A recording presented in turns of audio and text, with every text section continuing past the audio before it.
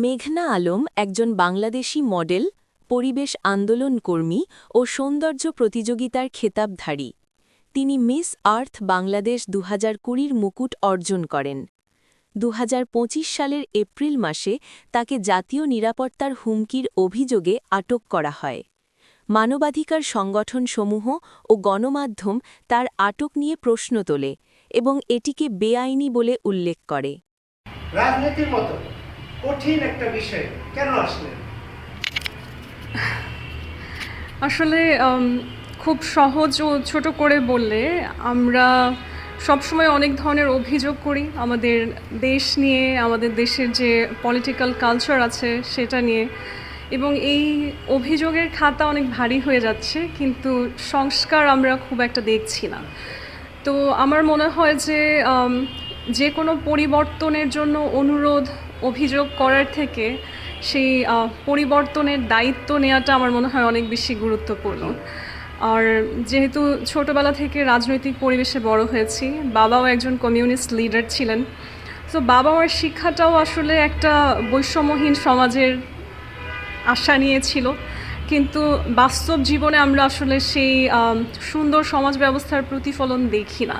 তো সেই উদ্যোগ থেকেই নিজের ভেতর থেকে একটা টান অনুভব হতো যে আসলে যদি সমাজটাকে সত্যিকার অর্থেই বৈষম্যহীন করতে পারতাম, তো ওই উদ্যোগটাই নেওয়া, একটা দায়িত্ববোধ থেকে রাজনীতিতে আসা।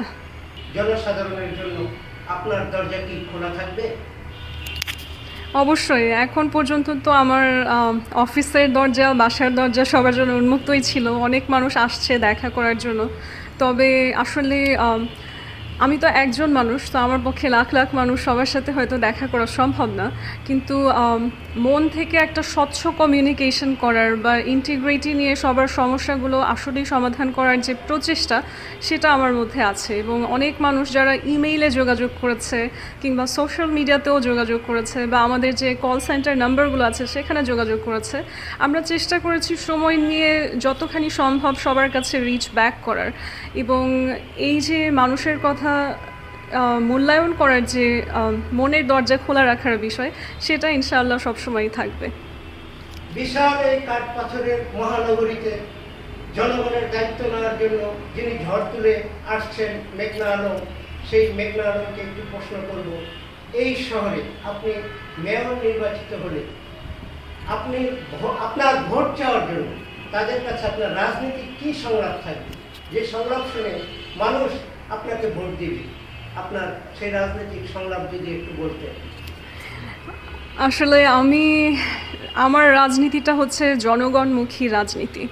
তো এখানে আমি সংলাপ যেভাবে মানুষ খুব ভেবে চিনতে বলে, সেই সংলাপে আসলে বিশ্বাসী না।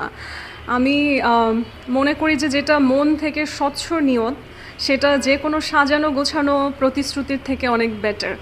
সো এই শহরে আপনি বললেন যে অনেক দালান কোঠা হয়েছে, কিন্তু এই নগরীর একেবারেই হচ্ছে ফান্ডামেন্টাল যে প্রবলেমসগুলো, সেগুলো এখন পর্যন্ত আমাদের দেশ সলভ করছে না।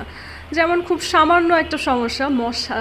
এই মশা নিরোধন হচ্ছে না বলে অনেক ধনী পরিবারের ছেলেমেয়েরাও কিন্তু মারা যাচ্ছে। আসলে সর্বোপরি সব দিক থেকে বাংলাদেশকে এবং মেয়র হিসাবে ঢাকাকে নিরাপদ করার জন্য যেই কাজগুলো করা প্রয়োজন, এখন আমার ফোকাস হচ্ছে সেই জায়গায় সংস্কার করা।